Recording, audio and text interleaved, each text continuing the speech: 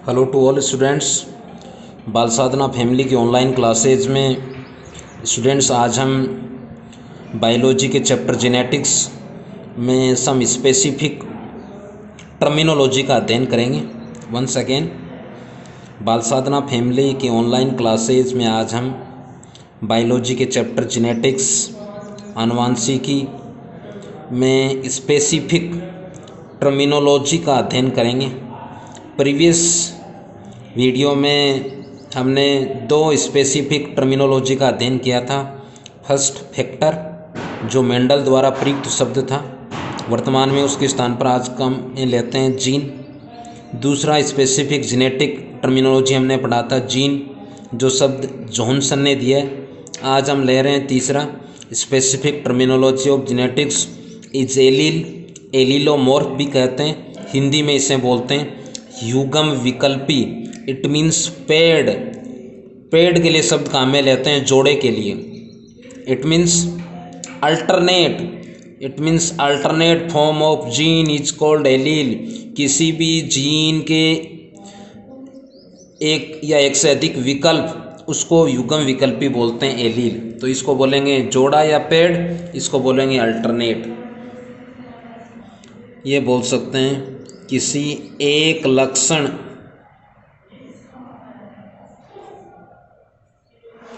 लक्षण को क्या बोलेंगे इंग्लिश में? ट्रेट, करेक्टर कहेंगे इसे, को नियंत्रित यानी कंट्रोल करने वाले जीन के दो कॉन्ट्रास्टिंग या विपर्यासी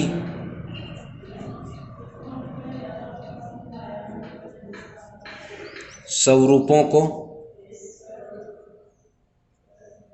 एलील कहते हैं। कोई भी एक विशेष लक्षण या ट्रेट जो पेरेंट से प्रोजेनी में जाता है, संतति में जाता है, उसका नियंत्रण किसी जीन के दो विपर्यासी स्वरूपों द्वारा होता है, उसे एलील कहते हैं। जैसे अगर हम लें, मेंडल ने जो 7 लक्षण का अध्ययन किया था 34 विपर्यासी में से, उसमें एक लक्षण या ट्रेट अपन ने लिया था हाइट ऑफ प्लांट, पादप की ऊंचाई। 2 प्रकार के उसके वहाँ लिखे थे अल्टरनेट फॉर्म्स। एक ये हो सकता है, कौन सा, जिसको कैपिटल लेटर में दर्शाया था, टॉल, टॉलनेस। दूसरा अल्टरनेट हो सकता है ड्वार्फिज्म। ये 2 अल्टरनेट हैं। ये दोनों क्या हैं? जीन किससे संबंधित है? हाइट, ये तो है ट्रेट लक्षण, और इस लक्षण को नियंत्रण के लिए अलग अलग 2 जीन हैं। देखो अगेन, किसी लक्षण को नियंत्रित, ये तो है लक्षण ऊंचाई, और इसके फलस्वरूप कुछ ऐसे प्लांट हैं जो टॉल हैं, कुछ ऐसे ड्वार्फ हैं, यानी अलग अलग किसी जीन के 2 विकल्पी जो एक लक्षण को नियंत्रित करें। ये 2 अलग अलग विकल्पी हैं, अल्टरनेट हैं, दोनों एक ही लक्षण को नियंत्रित करते हैं, उसे बोलते हैं एलील्स, युग्म विकल्पी। देखो नेक्स्ट जो टर्मिनोलॉजी वो है होमोजाइगस, हिंदी में बोलेंगे समयुग्मनजी। देखो, it means equal, it means diploid forms, समयुग्मनजी। इसको भी देखो सम का अर्थ समान, इसको बोल सकते हैं युग्मनज के लिए शब्द काम में लेते हैं, युग्मनज डिप्लॉयड होता है। ये बोल सकते हैं जब किसी लक्षण को नियंत्रित यानी कंट्रोल्ड,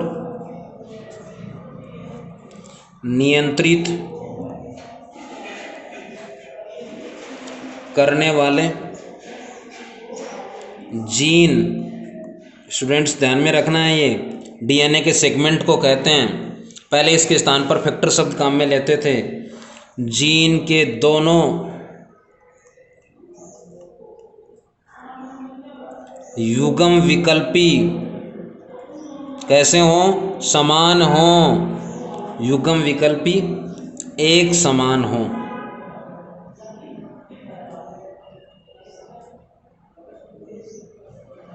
उसे होमोजाइगस कहते हैं। देखो इसको अगर हम दर्शाएं, जैसे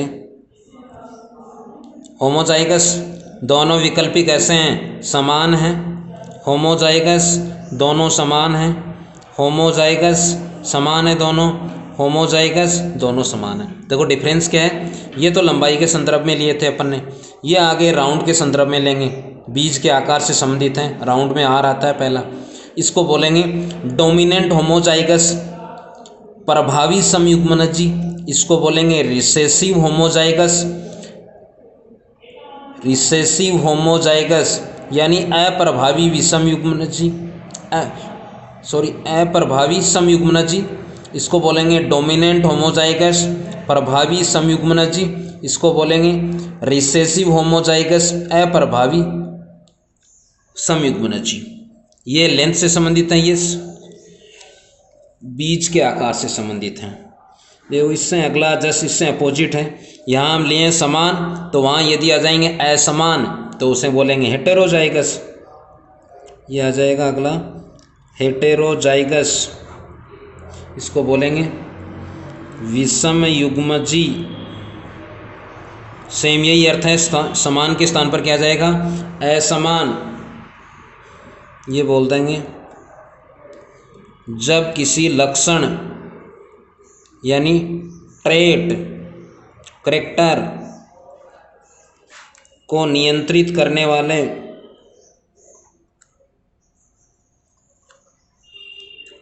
वाले जीन के दोनों एलील्स या युग्म विकल्पी असमान हों, उसे हेटेरोजाइगस कहते हैं, विषम युग्मनजी कहते हैं। दोनों में एक कॉमन अंतर है, यहाँ समान यहाँ असमान। देखो इसको अगर हम दर्शाएं, डोमिनेंट रिसेसिव दोनों असमान है इसलिए असमान लिखा है। इसको बोलेंगे हेटेरोजाइगस। ये भी दोनों अलग अलग हैं, डोमिनेंट रिसेसिव असमान है, इसको भी विषम युग्मनजी या हेटेरोजाइगस कहते हैं। नेक्स्ट जो टर्मिनोलॉजी है वो है फिनोटाइप। हिंदी में कहेंगे लक्षण प्रारूप। बाह्य लक्षणों को देखकर, बाह्य लक्षणों को बोलते हैं, ये बिंदु आए हैं आपके सामने 11वीं क्लास में, मॉर्फोलॉजी। बाह्य लक्षणों को देखकर जो रेशियो लिया जाता है, दिया जाता है, उसे फिनोटाइप कहते हैं, लक्षण प्रारूप कहते हैं। ऐसा ही आगे लेंगे हम जीनोटाइप, जीन प्रारूप। जीनी लक्षणों को देखकर जो रेशियो लिया जाता है या दिया जाता है उसे जीन प्रारूप कहते हैं। तो ये बोल सकते हैं किसी सजीव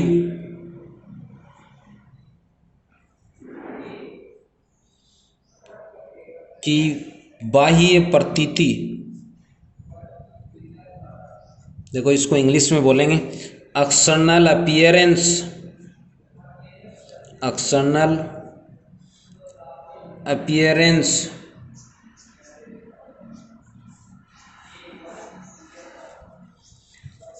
को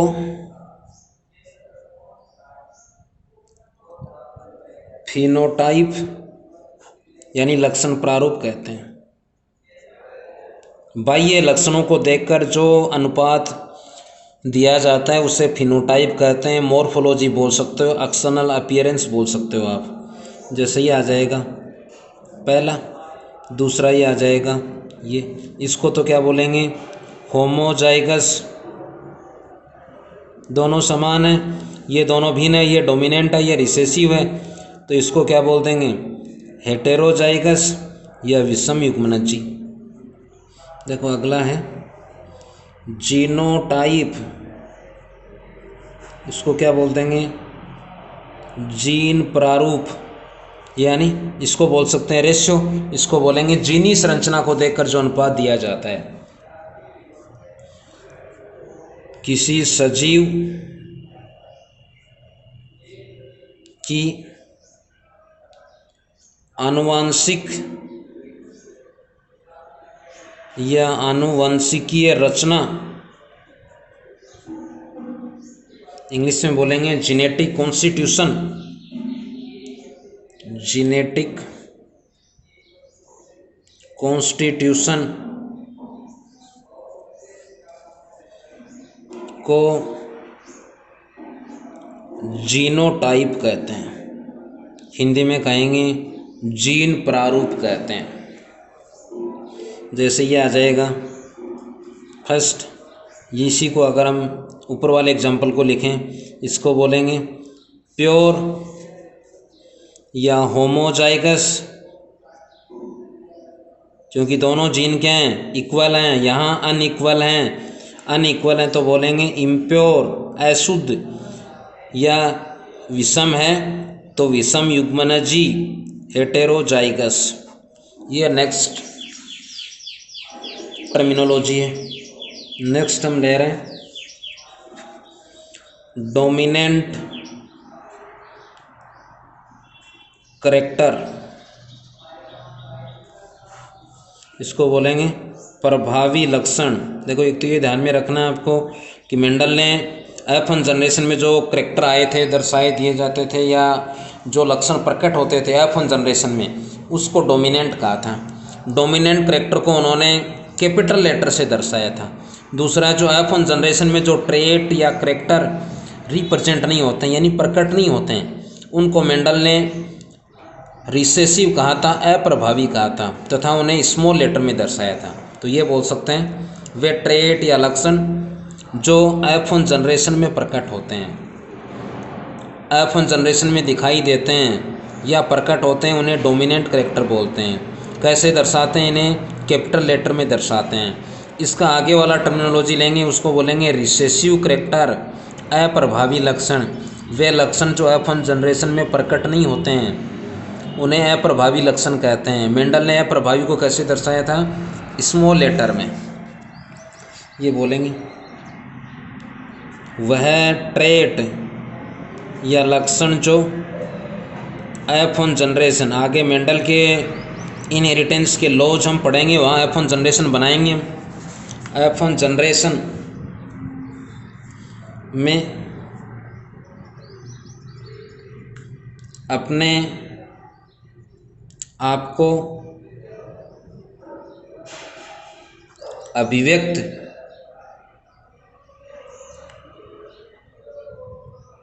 कर पाता है, उसे प्रभावी लक्षण कहते हैं। प्रभावी लक्षण कहते हैं।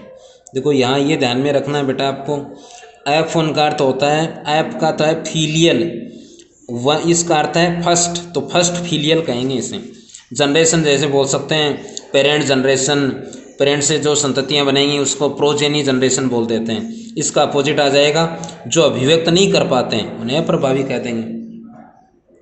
अगला आ जाएगा रिसेसिव करैक्टर, सेम यही डेफिनेशन है, हिंदी में बोलेंगे अप्रभावी। यहाँ अभिव्यक्त के स्थान पर आ जाएगा, या प्रकट के स्थान पर क्या आ जाएगा? प्रकट नहीं होते हैं। वह लक्षण जो F1PD में स्वयं को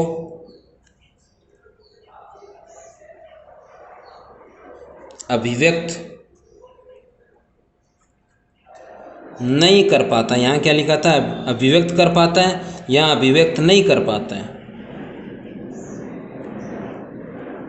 उसे अप्रभावी लक्षण कहते हैं, रिसेसिव ट्रेट कहते हैं।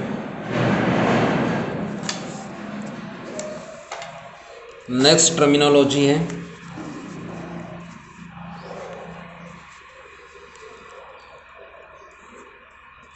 मोनो हाइब्रिड क्रॉस,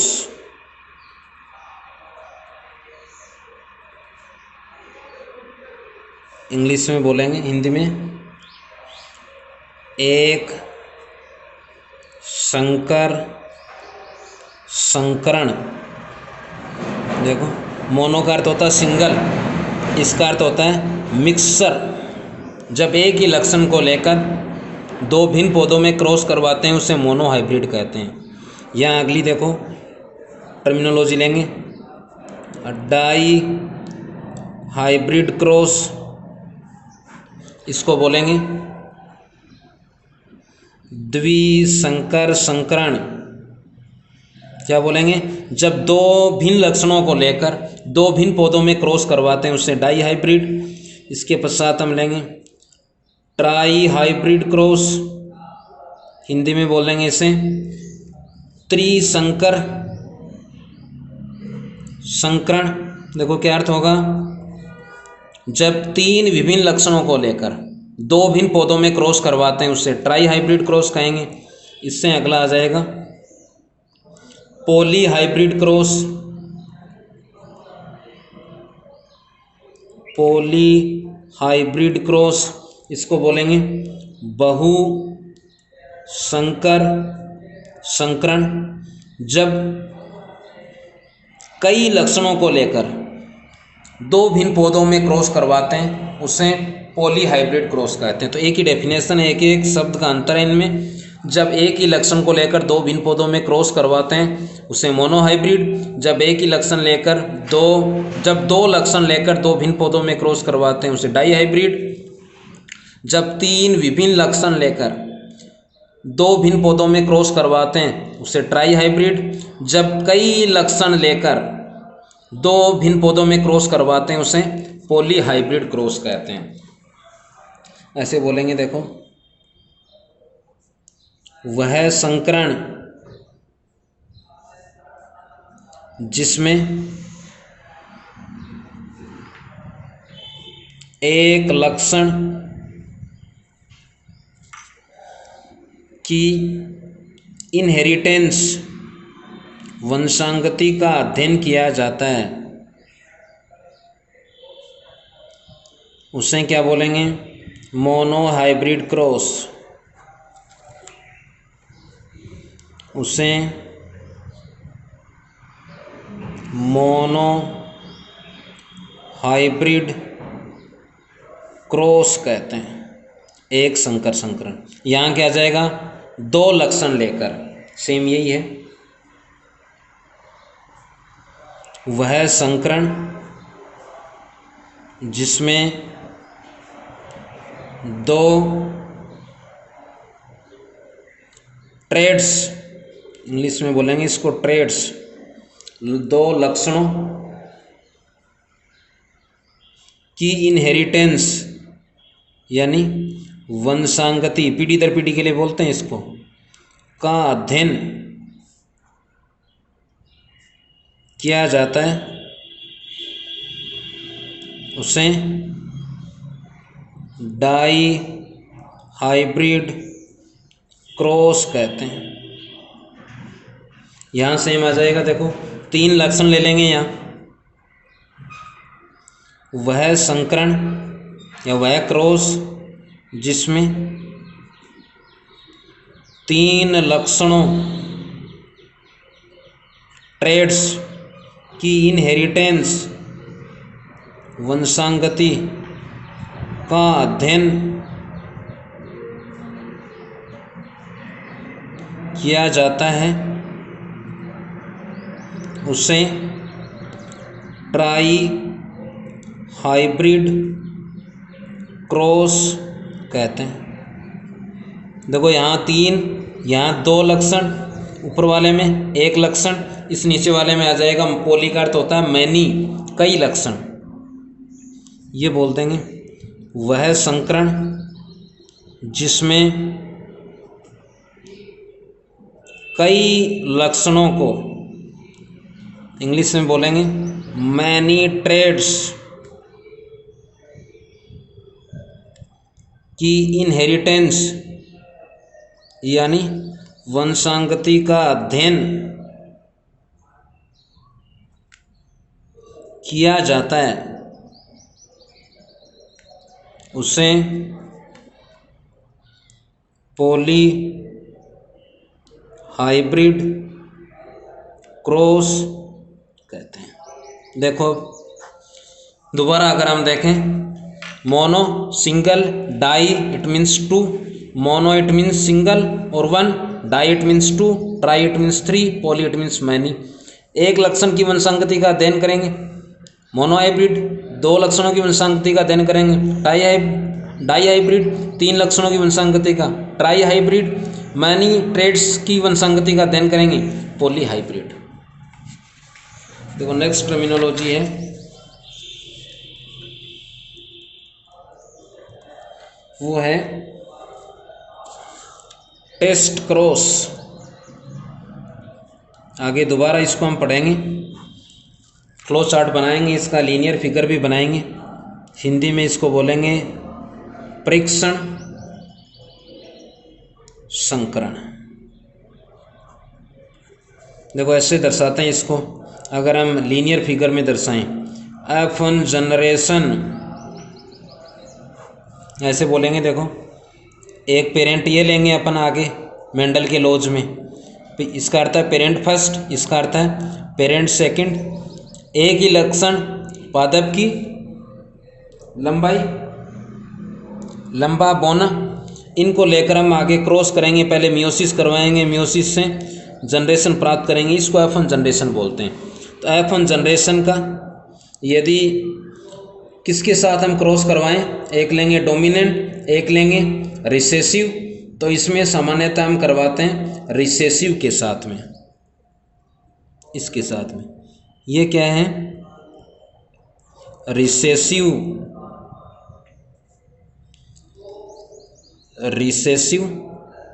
पेरेंट, इसको क्या बोल देंगे, टेस्ट क्रॉस। आगे इसका पूरा लीनियर फिगर फ्लो चार्ट हम बनाएंगे। देखो परिभाषा या सामान्य अर्थ क्या होगा, जब F1 जनरेशन का, F1 PD का अप्रभावी पेरेंट के साथ अप्रभावी जनक के साथ क्रॉस करवाते हैं, उसे टेस्ट क्रॉस कहते हैं। इसको अगर हम अर्थ में लिखें, वह संकरण जिसमें, इसको कहेंगे F1, it means first, it means filial, जिसमें F1 PD का संकरण, संकरण को इंग्लिश में बोल देंगे भाई, बार बार ये वर्ड आ रहा है आपके सामने, क्रॉस, अप्रभावी लक्षण